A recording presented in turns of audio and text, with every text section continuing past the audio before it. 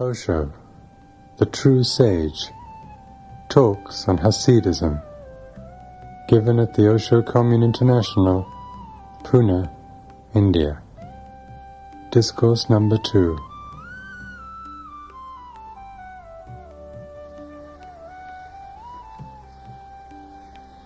The first question.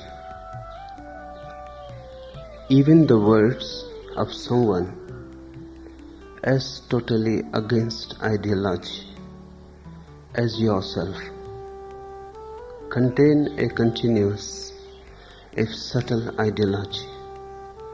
Is it impossible to talk seriously without it?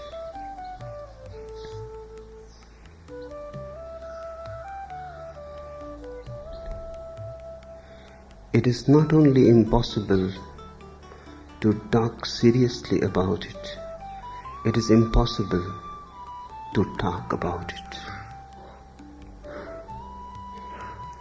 Seriously is not the question, just to talk about it. Because the talk implies language. Language has a pattern. Language itself is an ideology. To use language is to fall in the trap of it. Language has a logic, a system, a substratum.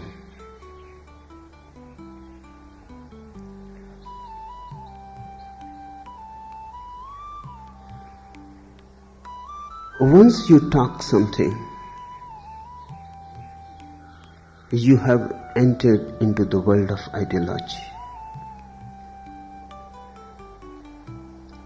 But to talk is a necessary evil. It has to be tolerated. I would like not to talk. I would like to convey and commune directly without language, but then it will not reach you. The silence will not be understood. So I have to use language knowing well that this is a necessary evil. Knowing well that you have to transcend it. Knowing well that that which is worth saying cannot be said in it. Knowing well that the moment you utter a truth, the very uttering falsifies it. But before you become capable of understanding silence, that communion from heart to heart is not possible. So I talk to help you towards silence. By my talking you will not understand silence, but by my talk you may have a taste,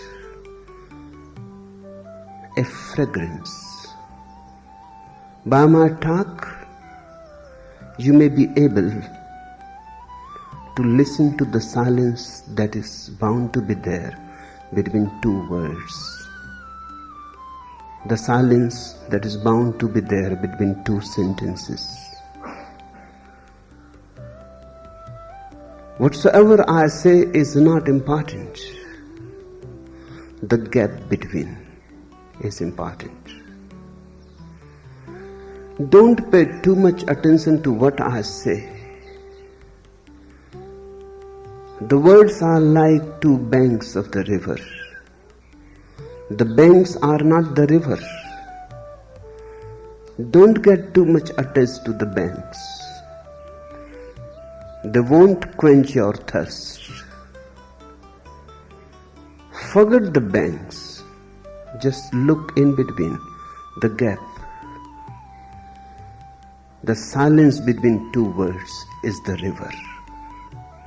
That's what I am trying to convey to you. I know you listen to the words, you don't listen to the silence. The gestalt has to be changed. But one day it happens. If you go on listening, one day it happens. Suddenly one day, unaware, you are caught.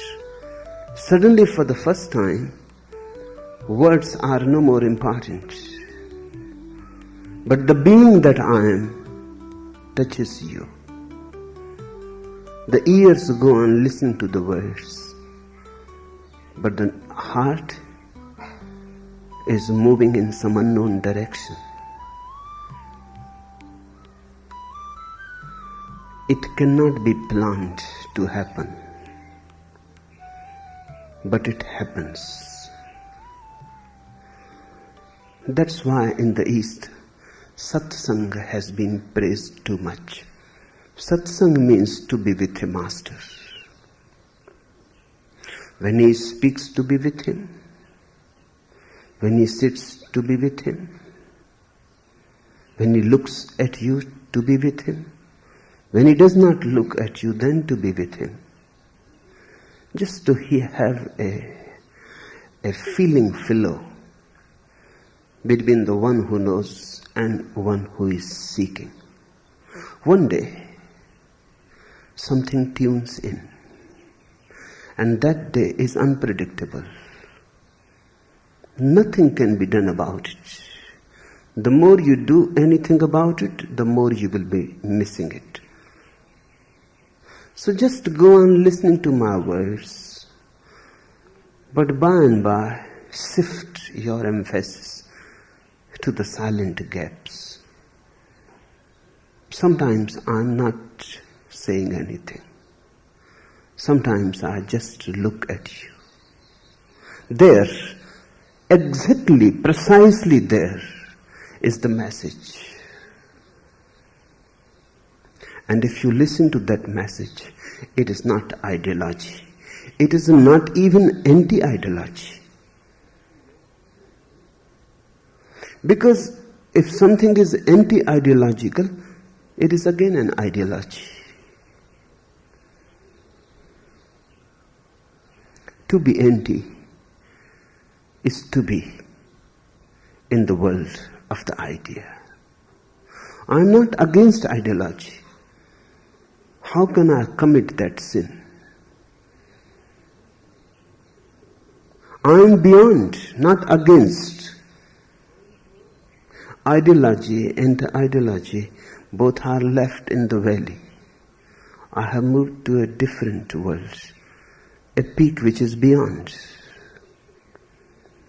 And I am not teaching you anti-ideology. I am not teaching you anything that belongs to the world of concepts and ideas. I am teaching you me. I am teaching you a way of being, a different quality of existence. Listen to my words, but don't only listen to my words. Sift. One day, you will understand even that which cannot be said through the words. Even through the words, then there may be glimpses. Once you can feel my silence, my words will take another significance. Then they will not be just words, just sounds. No. Then they become a flowering. It is a very difficult job to talk about silence. In Zen they say it is like selling water by the river. The river is flowing, but you are blind and I have to sell water. And of course you pay for it. And the river is absolutely free. It is like watering the garden when the rain is falling. Or, as in old Indian scriptures it is said, it is putting legs on a snake to help him walk. Foolish. Stupid, because the snake walks perfectly well without any legs. In fact, legs will hinder. But what to do? The snake goes on saying, help me. Or, as it is said in old Taoist scriptures, to talk about truth is as if to put a hat on a man who is already wearing one, to put another hat on top of the hat. Useless.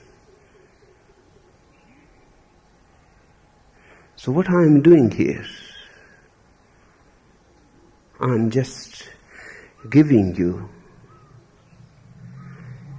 patience, the capacity to wait, watch, an effort to be with me. In the beginning it is like an effort, but one day suddenly it happens and it is no more any effort. Effortlessly you are here. Then you understand me whether I say something or not. Then you will understand me whether I am here in this chair or not. Whether I am in this body or not. But before that happens, that supreme flowering of your silence, I have to go on beating the bush around and around.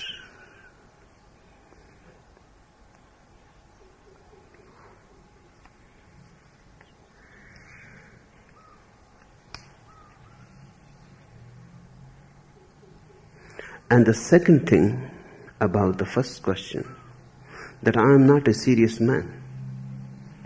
I look.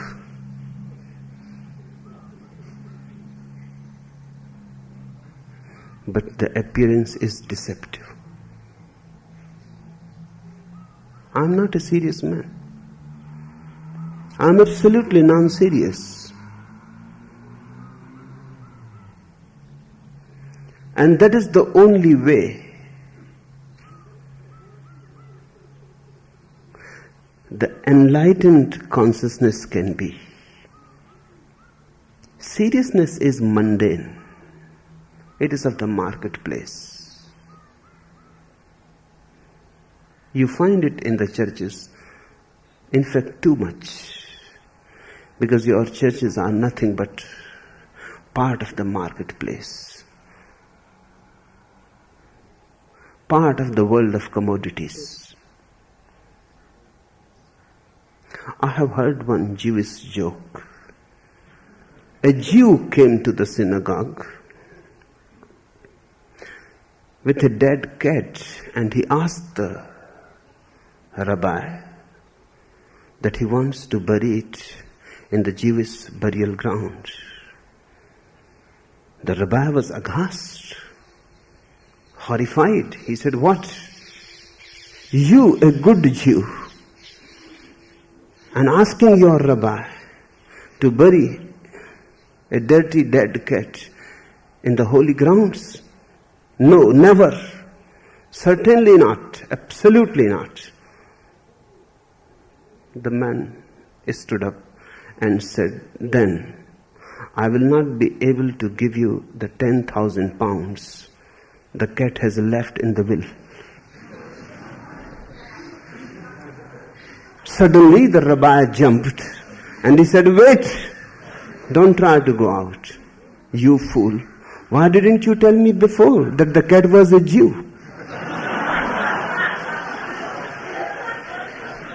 Your synagogue, your churches, your temples, they belong to the marketplace.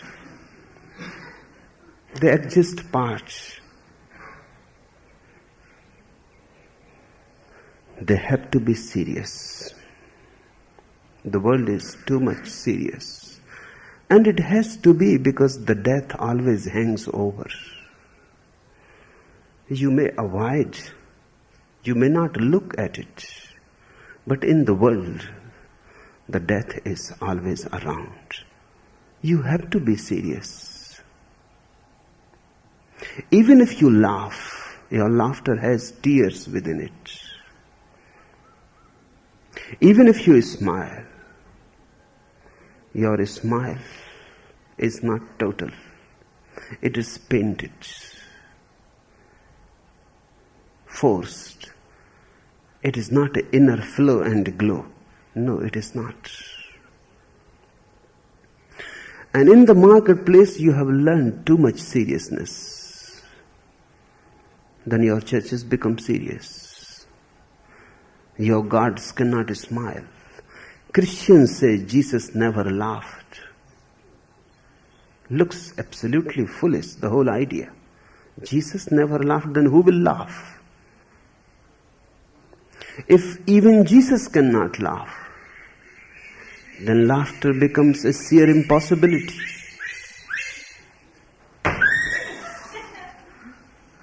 In fact, only He must have laughed.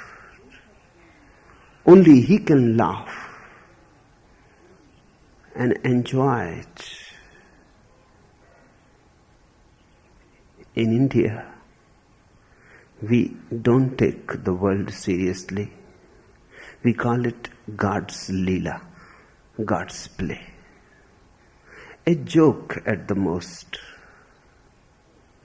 A story, a drama, told beautifully, but nothing serious about it. I am not serious. And whatsoever I am saying in a very non-serious mood. Of course, I am sincere but not serious. Whatsoever I am saying, I really want to convey it to you. But if it is not conveyed, I don't feel frustrated. If it is conveyed, I don't feel proud. If I fail utterly, or I succeed absolutely, both are the same. That's why I say I'm not serious. You may be here seriously, but by and by I will persuade you not to be serious, because seriousness is the shadow of the ego. Without the ego, you can't be serious. Simply with the ego, the seriousness disappears, because with the ego, the death disappears. Only the ego dies, not you. You have never died. You have never been born. You have been eternally here, and you will be eternally here. You are part of this whole existence. You cannot be separated from it. Sometimes you may have been in the trees. You may have been a tree. Sometimes in the birds, and you may have been a bird. And sometimes a rock. And sometimes a stream falling from the Himalayas. Millions of ways, millions of forms, millions of names. Yes, you have existed in many, many ways. It was never that you were not. It will be never that you will not be. The form changes. The formless goes on and on and on. There is nothing to be serious. But the ego is afraid, apprehensive. The death is coming. The ego is a weight. The ego cannot laugh. My whole effort is to create such a deep laughter in you that the laughter remains, you disappear.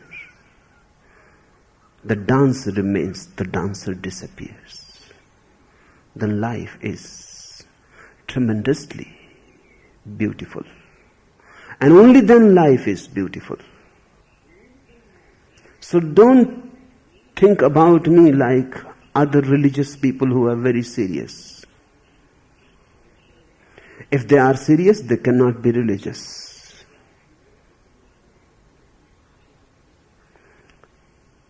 That is my criterion. If your saints cannot laugh, they may be suppressed sinners at the most. Because a suppressed person cannot laugh. He is always afraid. With the laughter, many other things may escape. He has to suppress everything. The anger, the sex, the greed, the hatred, the love. Now he cannot allow only laughter to escape, because this is a deep secret. Either you are totally expressive or you are not. You cannot be part expressive. Your so-called sins have to suppress them totally. And to me, a saint is one who has no suppression in his being. When he laughs, he laughs. His whole being is involved. Ripples of laughter. Remember this. And this will be very, very meaningful to remember in reference to Hasidism. Hasidism has created the greatest tradition of laughing saints.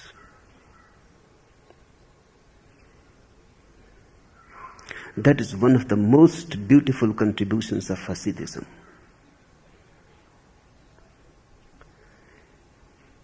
A Hasid sage is not one who has renounced the world. He lives in the world. Because to renounce looks too much serious. He does not go away from the marketplace. He goes above. He lives where you live, but he lives in a different way. He exists by your side.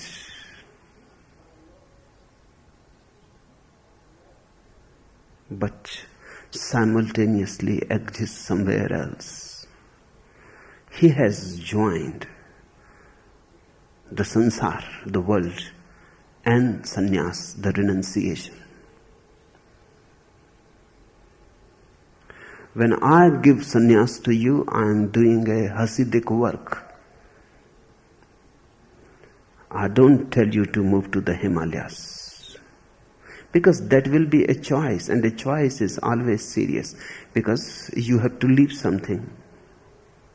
You have to cut a part of your being. You have to cripple yourself. And you choose and you move in a certain direction. The whole is not accepted. In the world you live, then you reject renunciation, sannyas. Then you reject meditation. You say, they are not for us. We are worldly people. Then one day, you get fed up with the world. You leave the world.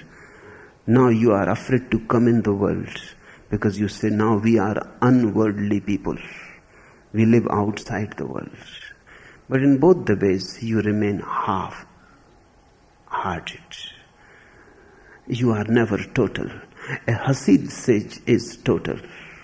He lives in the world, lives as ordinarily as everybody else, has no madness, megalomania about his extraordinariness. A Hasid Rabbi is absolutely ordinary, and that is his extraordinariness. He has no need to show it. He is.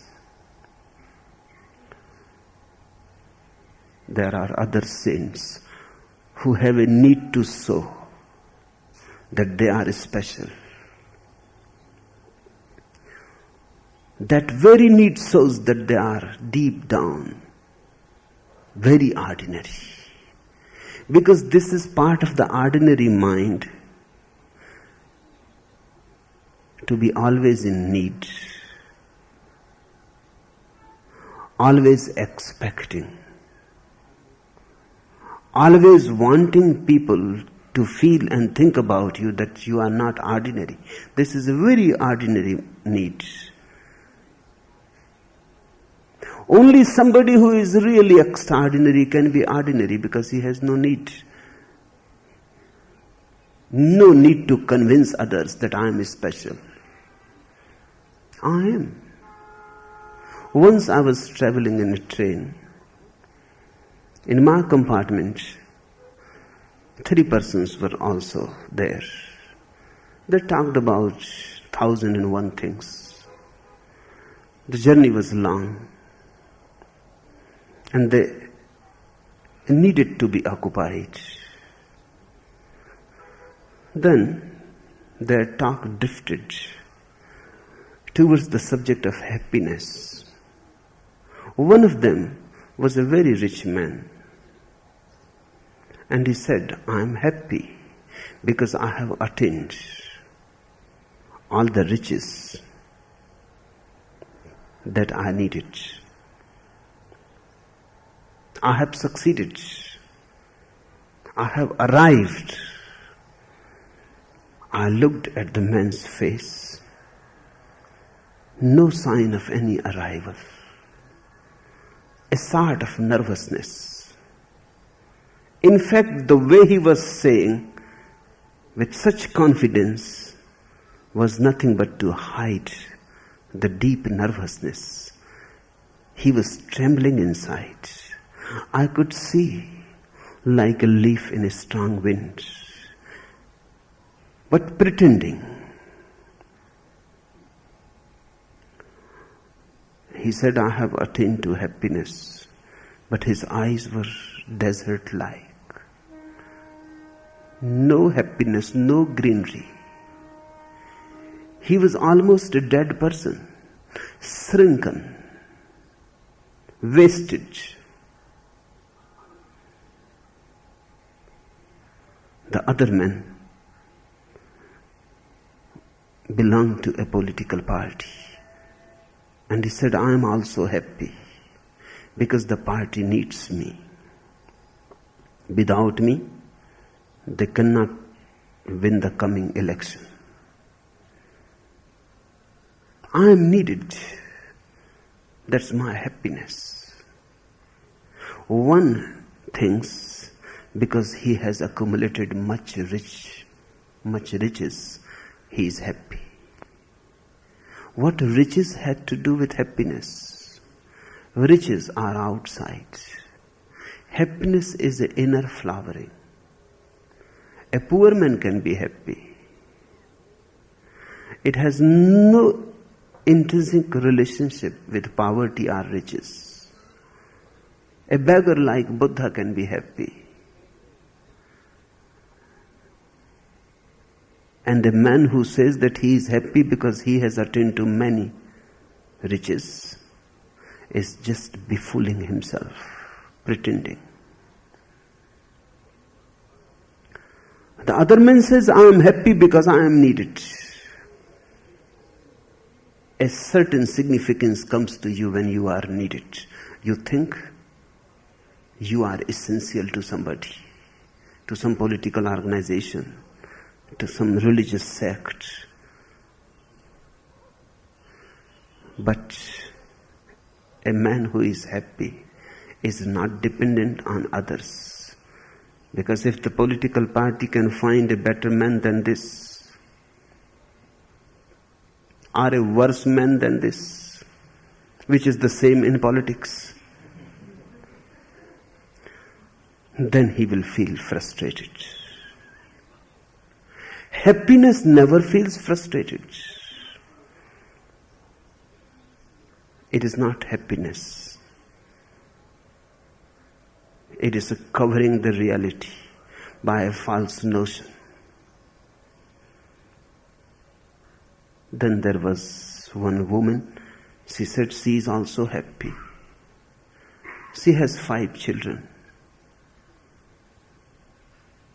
Beautiful persons, all growing. Her hopes are fulfilled in them. And her husband loves her deeply. He has always remained faithful to her. The woman must have been beautiful when she was of age, now near about 50. Just a skeleton, a memory of the past, eyes shrunken, the whole life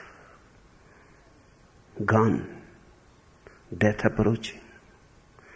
She is clinging with the children. They will fulfill her hopes. She could not fulfill themselves. They will fulfill. Now she will live through their ambitions. Happiness never lives through anybody else. It needs nobody. It is enough unto itself. And she insisted that her husband has been faithful to her. But I could see that whatsoever she was saying, she didn't believe it. Her eyes were showing something else. In fact, whenever you talk about that your husband is faithful, you are suspicious.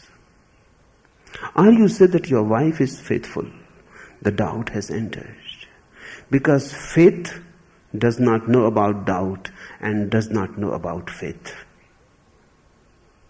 If faith is true faith, when you don't know it. Otherwise, the worm of doubt is somewhere eating it deep down. Then they all turned towards me. They said, "What about you?"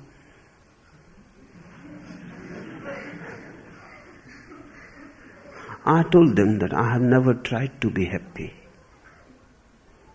And I don't belong to any organization, religious or otherwise. Nobody needs me. And if somebody needs me, that may be his problem. It is not mine.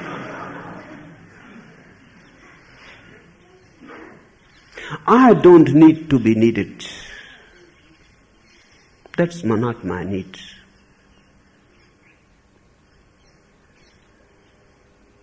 And as far as success goes, I am a failure. My hands are absolutely empty.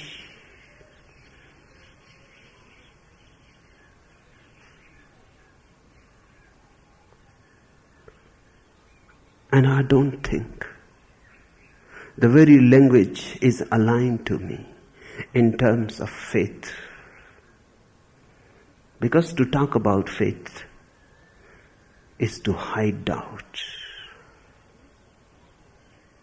In fact, I have never been deeply interested in happiness because I am already happy.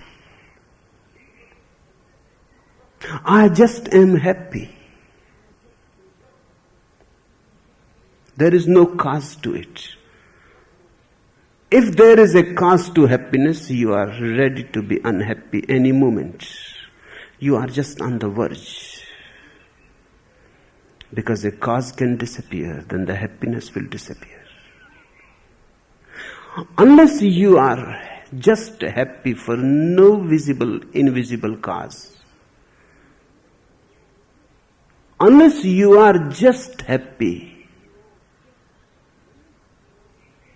unreasonably, irrationally, illogically, madly, you are not happy. And a happy person cannot be serious. An unhappy person is serious because he is missing something. He is seeking and searching, always tense, moving, going somewhere, waiting for Godot. That is the the nature of unhappy person.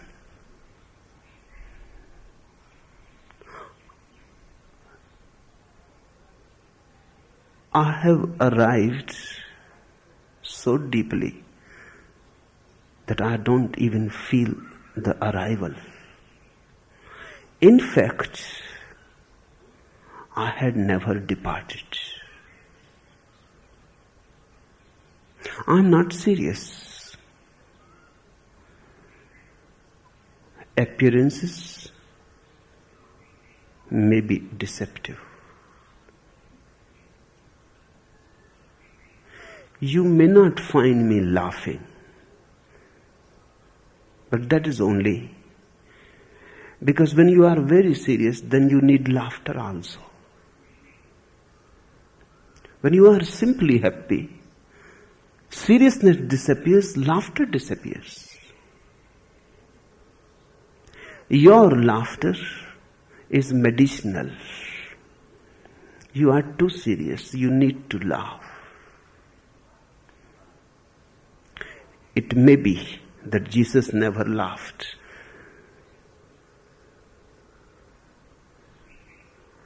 But the way Christians interpret it is wrong. I can conceive it that he never laughed, possible, because he was a laughter. He was laughing so deeply and so continuously. It was not an event, it was a process. It was not something that happens and then dissolves. It was ongoing. If you are really happy, there is no need to laugh and there is no need to weep. Both will disappear.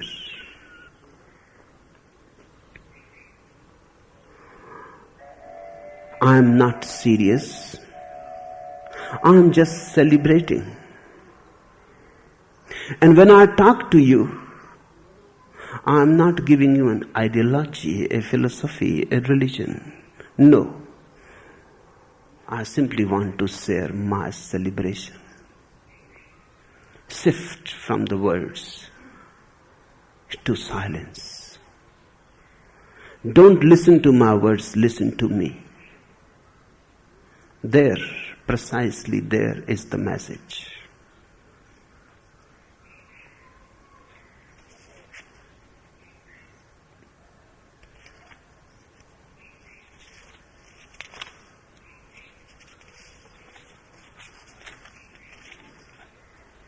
The second question. If you help me to find the question, will it help me find the answer? There will be no need then. If you know the question, the answer is found.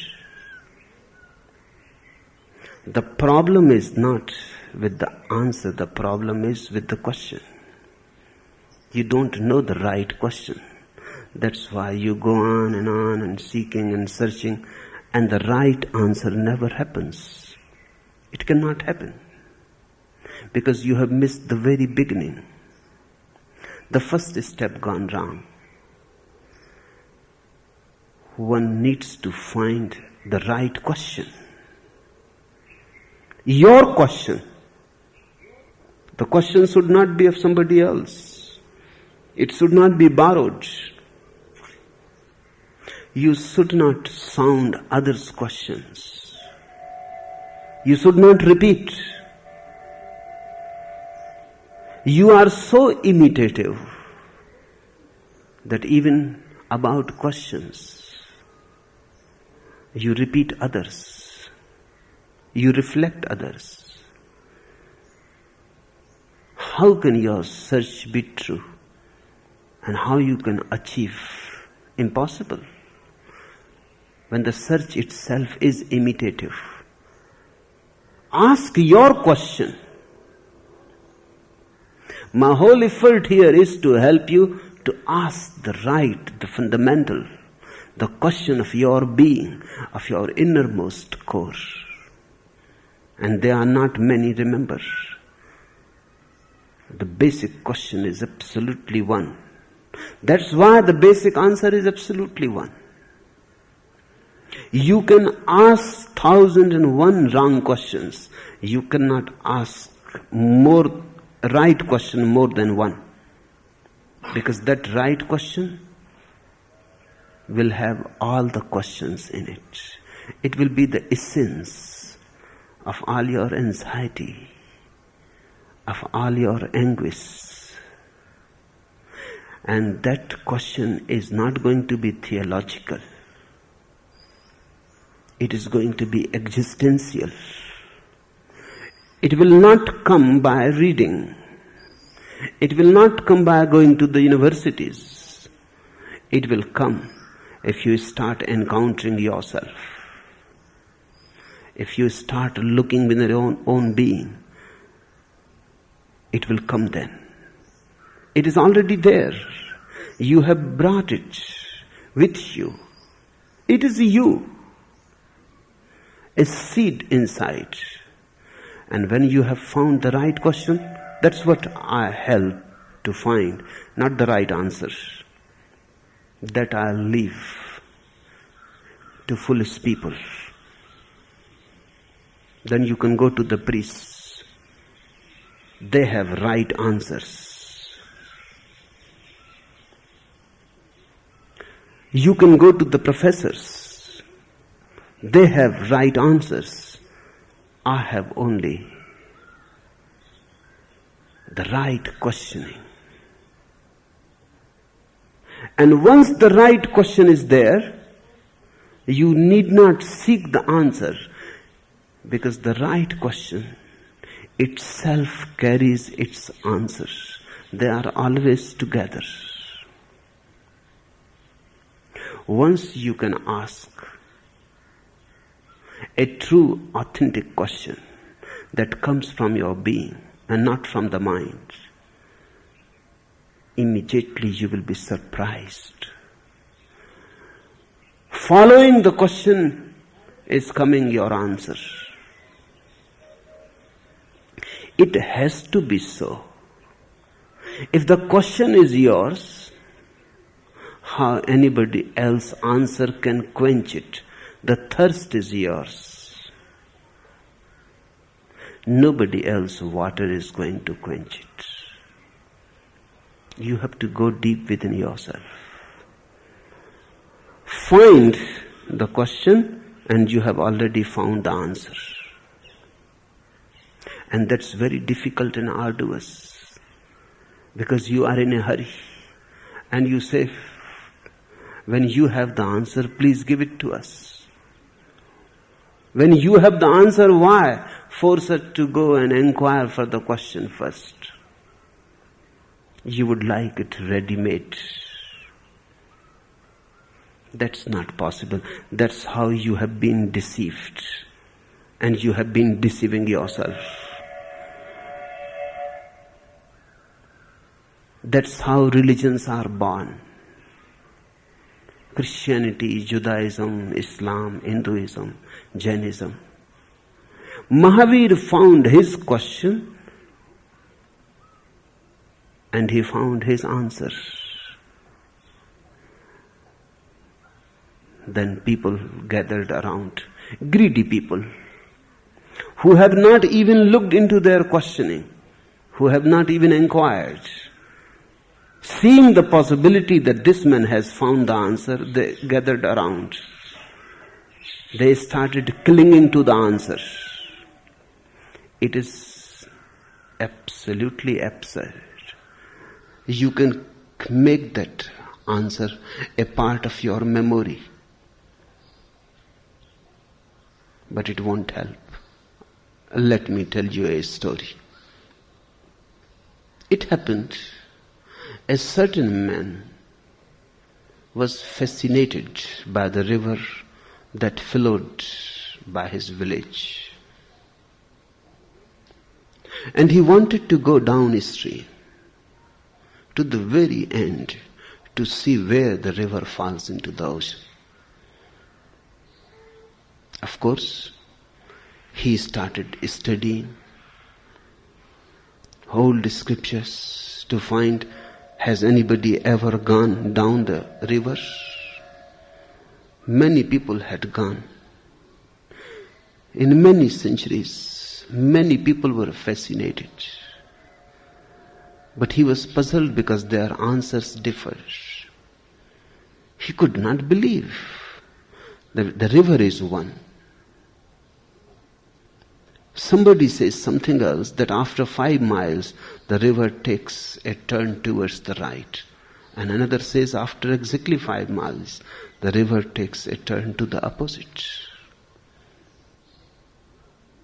But he gathered. Seeing much confusion in scriptures, he started meeting people. Maybe somebody is alive who has gone down the river. Many people pretended because it feels so good to advise. To become a guru is such a deep desire in everybody. And it feels good to the ego. Everybody becomes a wise man whenever it is a question to advise somebody else. In his whole life he may have proved a fool, but whenever somebody else is in difficulty, he becomes a wise man with plenty of advice. Of course nobody takes it, and it is good that nobody takes anybody's advice. So many advisors and many pretenders were in the town. He visited them, he was even more confused because everybody has his own idea. He gathered much material. He planned a map. On the paper everything looked perfectly beautiful. On the paper it is always. That's how every scripture is beautiful. Gita, Quran, Talmud. On the paper. And he dropped all contradictory things. He made a consistent whole of the whole thing. Now, this consistent river was just a mental concept. Then he was very happy with a plan, with a map. He started moving down the river. Immediately problems started arising. Because he had planned to move after 5 miles to the left, but the river won't follow the map. He was puzzled and he was afraid and he became scared. Now the whole effort to gather wisdom has been futile, and the river won't listen. No river listens to your maps. He became so much worried that now he is moving in the unknown. Dangers may be ahead.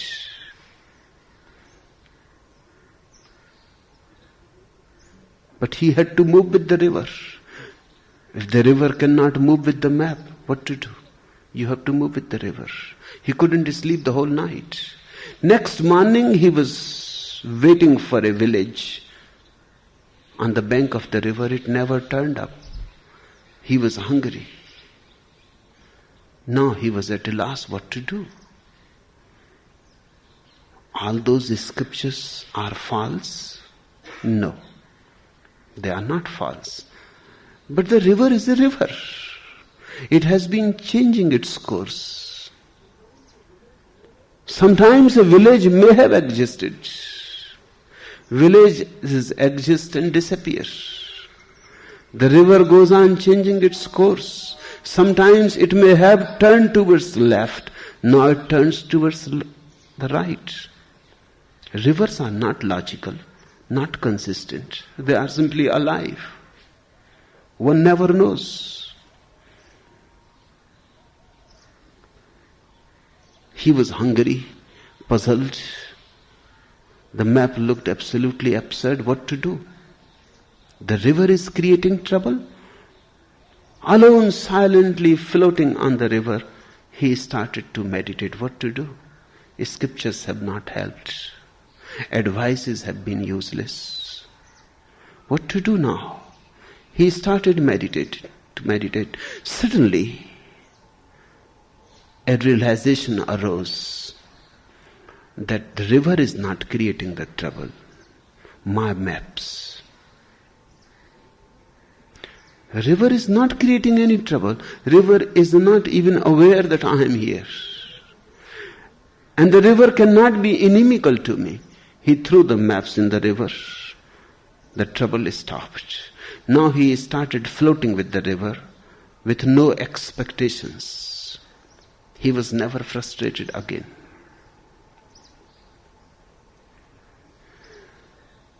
If you float with the river of life, you will come to find your question. You will come to find your answer. But the trouble is, you have already found the answer. You have maps, scriptures, advices, and many fakers who go on advising you.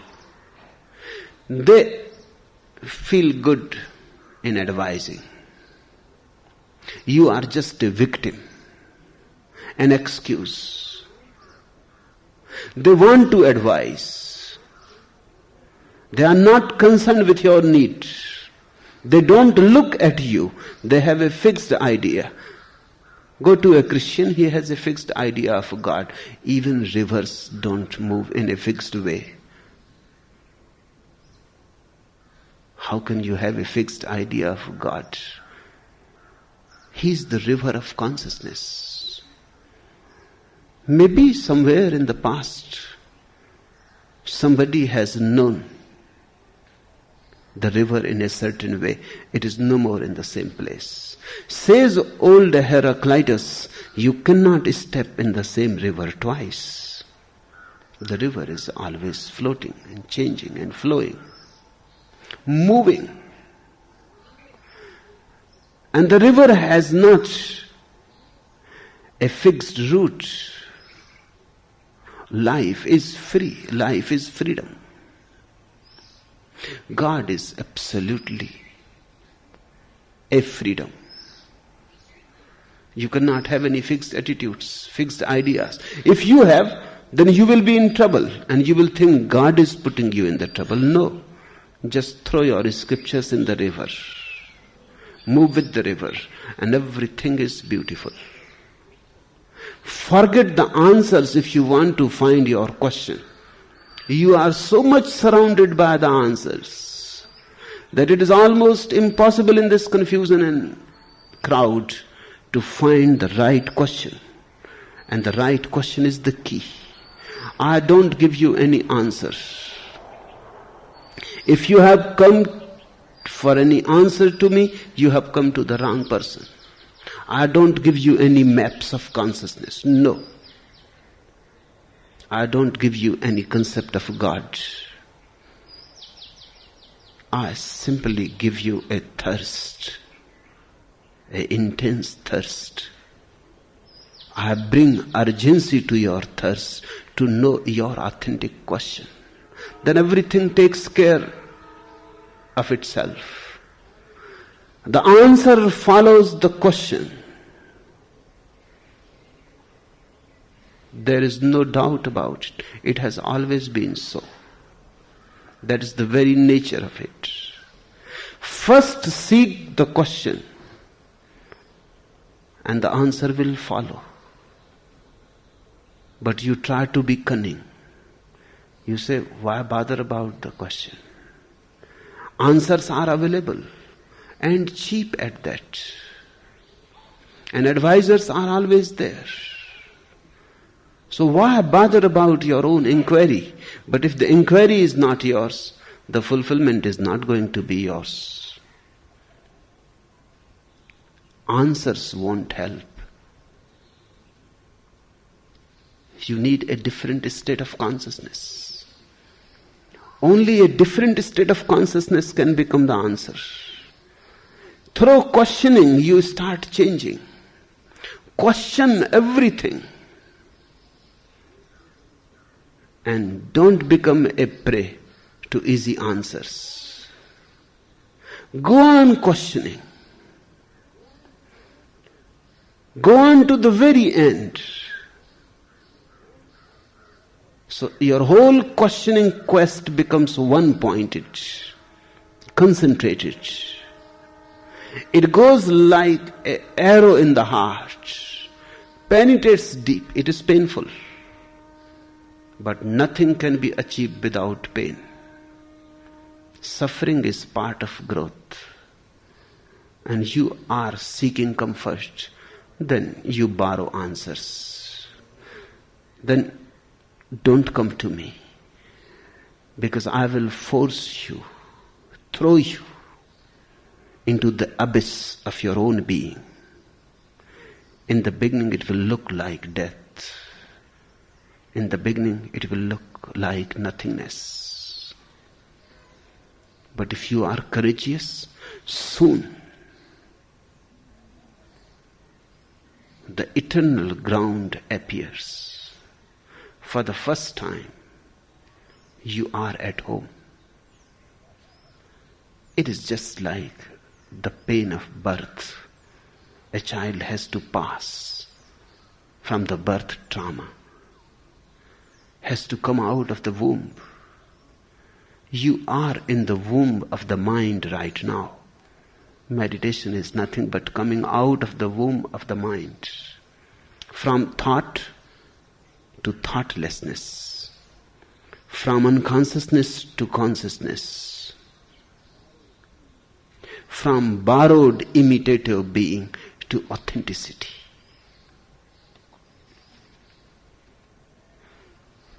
Yes, I help you to find the question, but there is no need then to find the answer. It happens simultaneously. Not even a single second's gap. The answer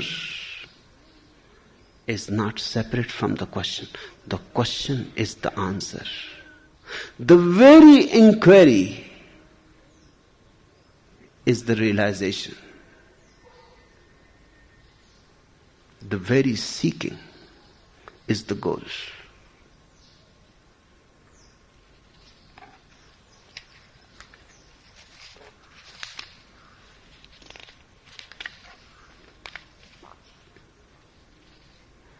Third question. Everything that is really worthwhile seems to happen out of grace. What is the logic or illogic of grace? When is one most attractive to it?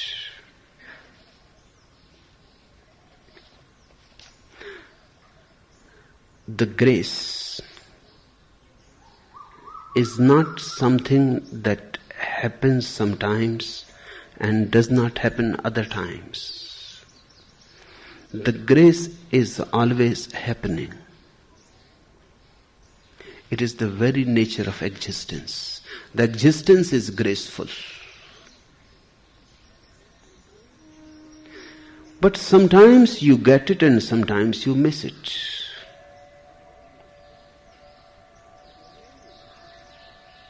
The rain is falling. Sometimes you are soured, sometimes not. But the rain is continuously falling. So something has to be searched within you. Sometimes you are sheltered against it.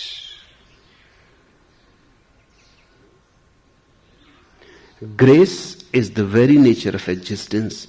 Ego is the shelter. You protect yourself even against grace. Unknowingly, you create defense measures around you. You create an armor. The grace is available, but you become unavailable. That's why rarely it seems to happen. Whenever you are not defending, you are sitting. Just early morning, the sun has not risen. You look at the sky. The new sun is just coming up. Everything is silent, peaceful. A new life arising. A new day is born. You become part of this infinite whole happening around you. You are not a watcher, not an onlooker. You participate in the mystery. It is not that the sun is rising and you are looking at it. No. You and the sun have become one. Then you are unprotected. Then the wall disappears. Then there is no armor. Then it is not that the sun is rising there, very far away, and you are sitting here. No, the here and there disappears. It is one whole. You have forgotten yourself. In that forgetfulness, you are no more an island. You have become part of the continent. No barriers. Suddenly you are filled with grace. Suddenly you are no more miserable. Suddenly there is no darkness. Everything is beautiful. You can bless everything. In this moment, you can have only one feeling arising out of your heart, a deep gratefulness, a deep gratitude. Just to be is perfect. Just to breathe is great. Just to be alive in this moment, you are fulfilled. Or sometimes sitting by a human being you love, a woman, a man, a child, sitting silently, not doing anything in particular. Because doing is always a sort of occupation through which you go on protecting yourself. Not even talking. When you are deep in love, you would like to sit in silence. Lovers don't talk much. They convey. They commune. A subtle communication starts happening. They know each other so deeply that even gestures are understood. Words are not needed. In fact, words look jarring. They create a disturbance. The resonance is disturbed by them. They sit silently. Suddenly, there is grace. Something which is bigger than both surrounds them. A cloud of virgin bliss surrounds them. They are encompassed. They are not two. The two-ness has disappeared. They are completely oblivious of their separateness. Time stops. There is grace. Again they start talking. Again the egos enter. They are protected. Grace is last. Yes, all that is beautiful, all that is true and good happens through grace. It never happens through effort. All efforts are tiny. What can you do? So tiny we are, so atomic. What can we do? So limited. What can we do? if we try by our own effort to be happy, we will be getting more and more unhappy. That's what is happening all over the world. Everybody trying to be happy. And the more you try, the more unhappy you become. Your whole effort seems to be wasted. Not only wasted, your whole effort seems to be bringing results just the contrary. You want to be happy and you become unhappy. I have heard about an old man. He was one of the most unhappiest men in the world. The whole village was tired because he was always grumping and complaining and always in a bad mood, always sour. And the more he advanced in age, the more acidic he became. More poisonous his words. People avoided him because he was so unhappy that he became infectious. To be not unhappy with him would have been offensive to him. He created unhappiness in others also. But one day, his 80th birthday, suddenly the whole village could not believe. A rumor spread like fire that old man is happy today, not complaining, even smiling. And his whole face has changed. The whole village gathered and they asked, what is the secret? What has happened to you? The old man said, nothing. I tried to be happy for 80 years and I could not be. So I thought it is better to go without. I tried hard to be happy and I could not be happy. So I said, now it is enough. 80 years wasted. Now I will do without happiness. That's why I am happy. This happens. This is what is happening all over the world. Try hard and you become unhappy. The more you try, the more frustration it brings. All those who have known, ask the awakened. All those who have known, they say, ask for happiness and you will be unhappy. Accept unhappiness and suddenly you are happy because the effort is no more there and grace is always available. Throw your effort, you push it away. Don't push it. You are the greatest enemies of yourself. And you know it well, that whenever it has happened that you had a moment of happiness, it was not because of you. You know it, but your ego won't concede to it. You know it, that suddenly one day a bird started singing in the grove, and everything became silent within you. You listened to it, and for a moment there was no misery, no hell. The paradise regained. It was nothing on your part. The bird was singing. You simply listened. In that listening, you were passive. No effort was there.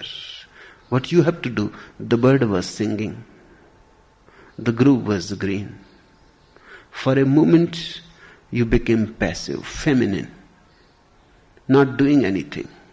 Suddenly it was there. It has always been there. Just you have to stop. Says Lao Tzu, seek and you will miss. Don't seek and it is already there.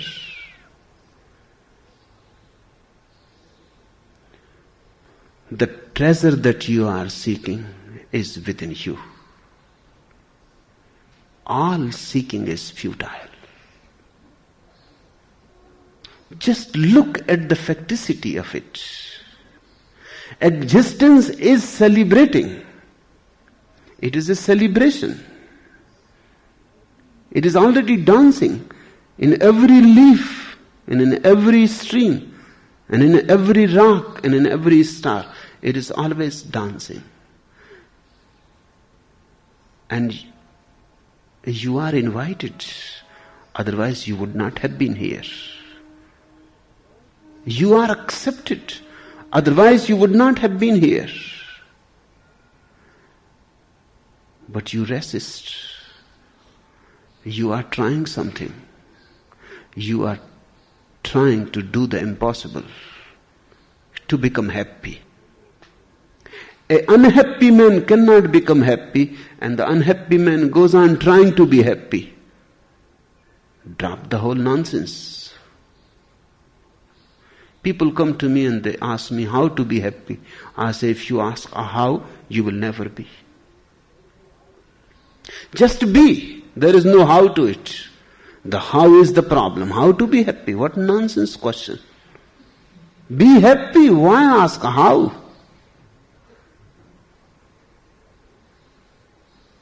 There is no science of happiness. Notwithstanding what American books say. There is no science of happiness. And all Dale Carnegies are just mediocres. But they sell. Next to Bible, Dale Carnegie sells. He is a good salesman. He knows that everybody wants to be happy. He knows that everybody wants to be successful. He knows that everybody wants to find love. He fulfills the desire. He gives you the how.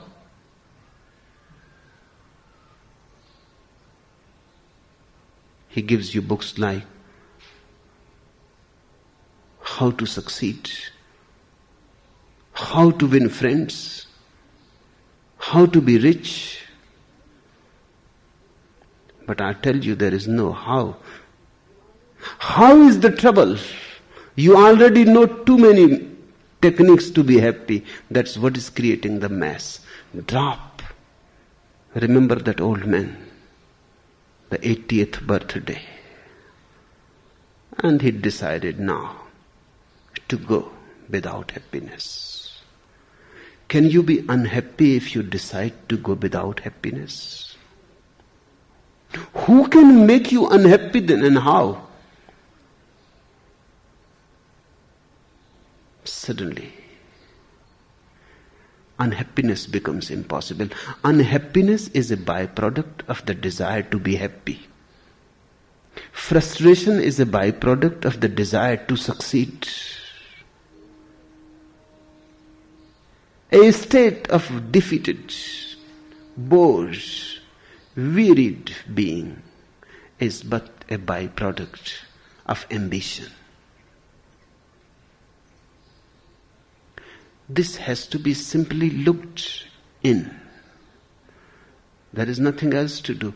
Just see the fact of it, and the very seeing frees you. Jesus says, truth liberates. I agree, absolutely right. Truth liberates.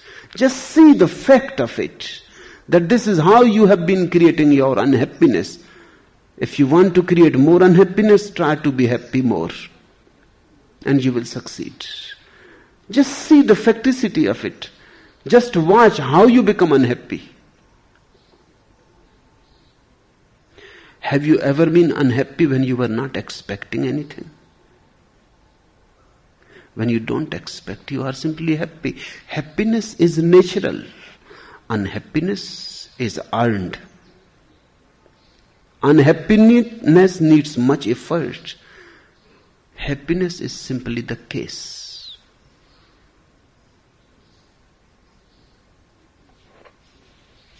Yes, everything that is really worthwhile always happens through grace. Grace,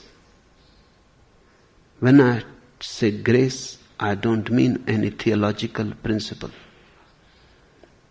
I don't mean that there is a God sitting on top of the roof watching you.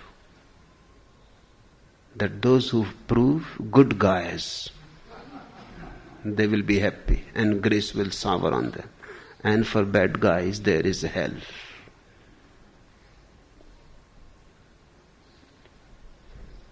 Because of your foolishness, you even make your God appear foolish.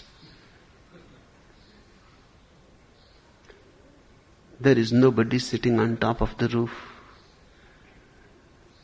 Grace is just the nature of existence. Nobody is giving you or pouring it on you. It is not an award that it is given for saints because they prove to be good guys. Nobody is preventing it to reach you because you are a sinner and you never listened to the right counsel of the priests, churches, organized religions, because you proved rebellious. So it has to be prevented to reach to you. Nobody is giving and nobody is preventing. Grace is existential. It is simply there. It is part of life. Nobody gives but you can get it. Nobody prevents it from reaching you but you can prevent it. It depends on you. It is not a question of praising God and praying to Him that be graceful to us. It is simply a question that if you don't create an armor around you, it reaches. And the armor can be of a sinner, and the armor can also be of a saint. This last thing has to be understood. Because the armor can be of gold and the armor can be of steel. The question is, if you are armored, grace will not reach you. A good man has an ego. Of course, very pious, holy, sacred. A religious man is a pious egoist. He says, I have done so many fasts. I have been donating so much money in philanthropic ends for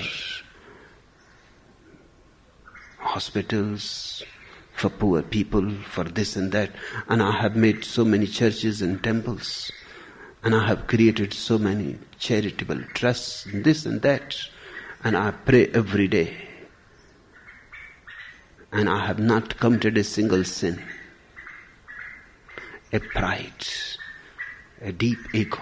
No, he will not be available to grace. A sinner also creates his own armor. He says, I don't bother about anybody else. I live my own idea. I am against the society. He is rebellious. He commits sins just to enhance his ego. That he can say, I am I. I don't bother about anybody. Now he is also creating an ego. A steel ego. The religious man has a golden ego. But steel or gold doesn't make any difference. To whom I call the true sage. The true sage is one who has no armor, who has no shelter, who is not protected by anything. A true sage is one who is open to existence, to flow through him, open to the winds, open to the sun, open to the stars. A true sage is a deep emptiness. Everything passes through him. Nothing is hindered. Then every moment is grace. And every moment is eternity. And every moment is God. And then God is not something separate from you. It is your innermost core.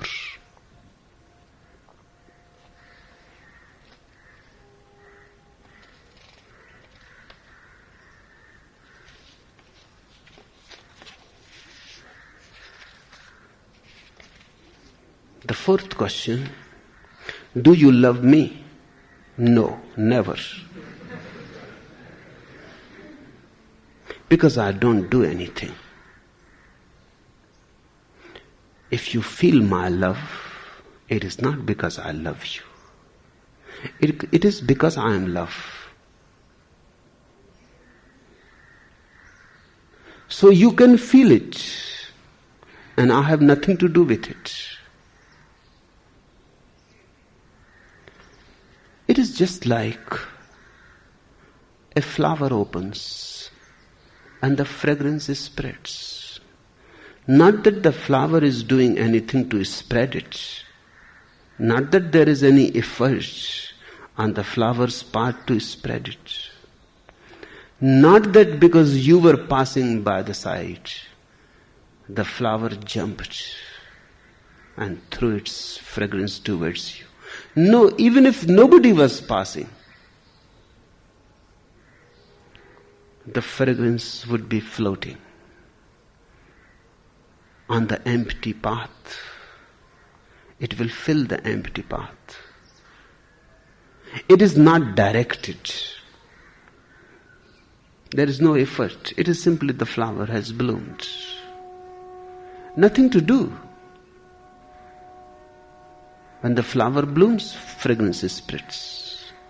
When you attend to your innermost being, love spreads. Love is the fragrance.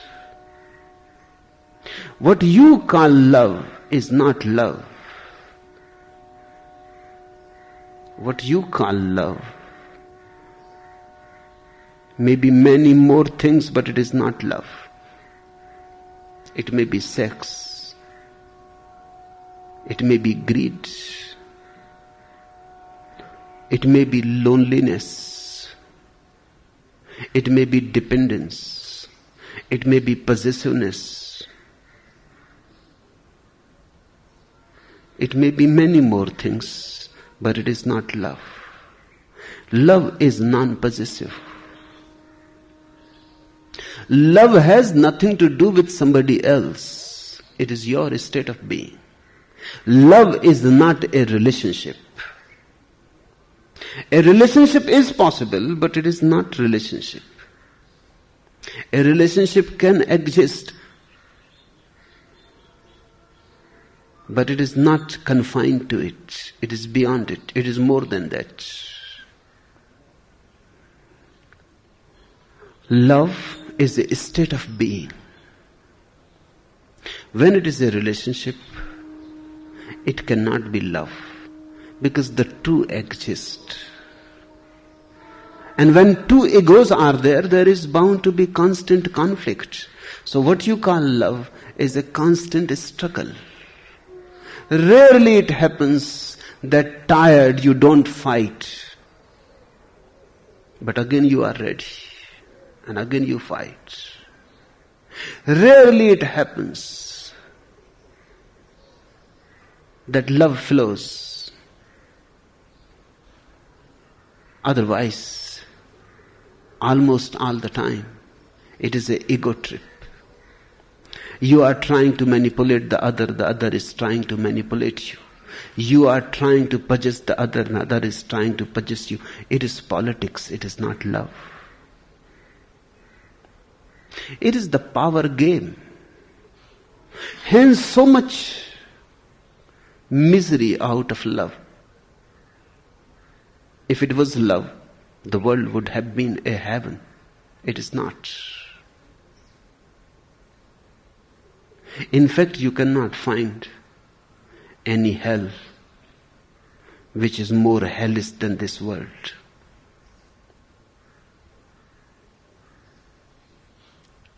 And how it has become such a hell? With good intentions. You talk about love, and something else poisonous is hidden behind it. You talk about the love of the motherland, and just deep imperialism, deep disease of nationalism is hidden behind it. You talk about the love of the family, And nothing but the hate of other families is hidden behind it. You are together in a family because to fight with other families alone will be difficult. You are together as Indians because separately it will be difficult to fight with the Pakistanis. And the same is with Pakistan and the China and America and Russia. And the same is with the whole world. You are in such a state you cannot love. When you come and ask me about love, I always feel it such an impossible thing to talk. Because you mean something else and I mean something else. We can go on talking for ages and there will be no meeting, no conversation. Because you have labeled something love which is not love.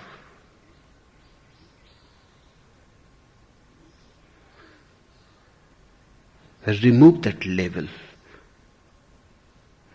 Look what it contains. Look deep what it contains. Hatred, anger, greed, jealousy, ambition, lust for power, destructiveness. No, I don't love you that way. And I don't love you in any other way. Because love to me cannot be a doing. You cannot make an effort towards it. Love cannot be done. You can be love, but you cannot do it. And then love has tremendous beauty and a stillness, a silence. And then love becomes prayer. Then there is no need to go to any other temple. The state of love is the temple. And the Hasid sages have been in favor for this love. They have loved the world. They have loved the ordinary world with an extraordinary love. They have lived in the world, bloomed. They have never escaped. They were husbands, fathers. They lived very ordinarily. Sometimes I see that people who renounce the world are very deep egoists. Their renouncing the world is really a deep failure of their love. They have failed to love.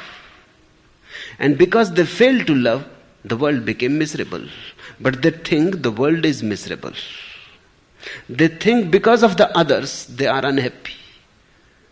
A husband leaves the wife and goes to the Himalayas. He thinks because of the wife, he was in trouble, misery. This is absolutely wrong. He was in trouble and misery because he was not in the state of love. In the state of love, nobody can create misery for you. Impossible. A man who has known love remains blissful unconditionally. Whatsoever happens is irrelevant to his state of being. You can kill him, but you cannot make him miserable. You can throw him in an imprisonment, but you cannot make him miserable. His freedom remains total. His freedom remains untouched, uncorrupted.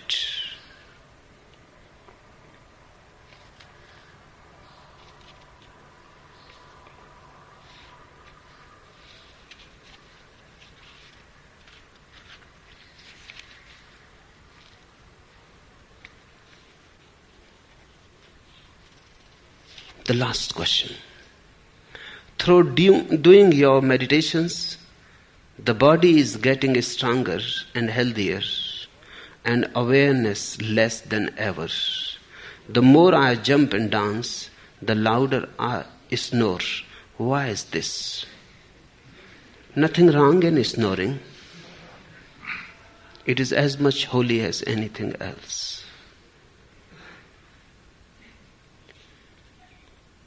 And nothing is wrong in the body. Never think in terms of duality, that you are not the body, that you are separate, that you are different. Never think in terms of duality. Body is also you, your outermost garment. It is through the body that you touch existence. From the outside you touch God through the body. From the inside you touch the same God through consciousness.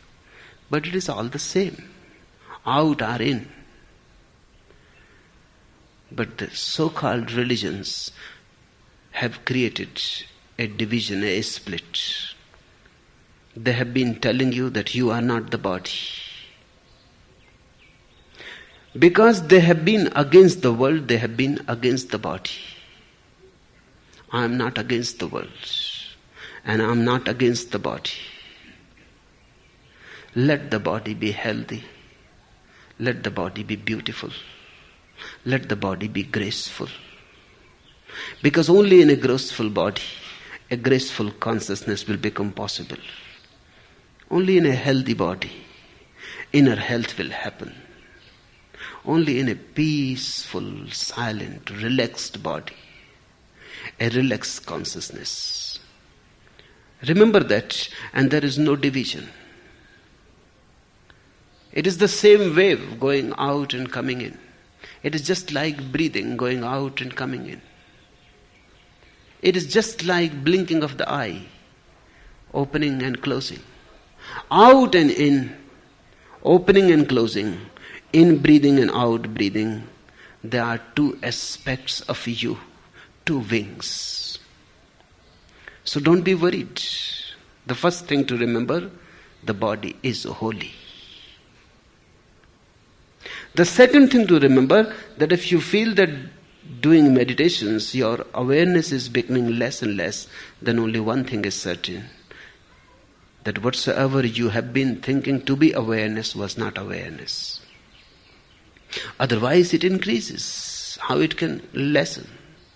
How it can decrease? Whatsoever you used to thought as awareness, consciousness, must have been self-consciousness, not consciousness. Must have been ego consciousness. Now it is losing. It is good. It should be so. It is exactly on the right track. Self-consciousness will be lost, only then consciousness arises. Self-consciousness is ill consciousness. People are self-conscious, and the difference is very subtle. We are sitting here. You come in the auditorium. You can come with awareness. You can come with self-consciousness. Awareness means you come with an inner light. You move fully alert. Each step is taken in awareness. The walking, the coming, the sitting, everything is done in full awareness. It is beautiful. That's how a Buddha walks. But when you are self-conscious, there is no light inside. You are just alert of other people. They are there. So you shrink. You walk with a tense effort because others are there, what they will say, how they will react to your presence. What will be their opinion? That's what happens You can talk well, you talk the whole day, but if suddenly you are put near the mic and you have to address a meeting of 1,000 people, suddenly you start stuttering, perspiring, a nervousness. You lose control. What is happening? You are too much self-conscious. You are too much aware what others will think. Self-consciousness is an ill state of affairs.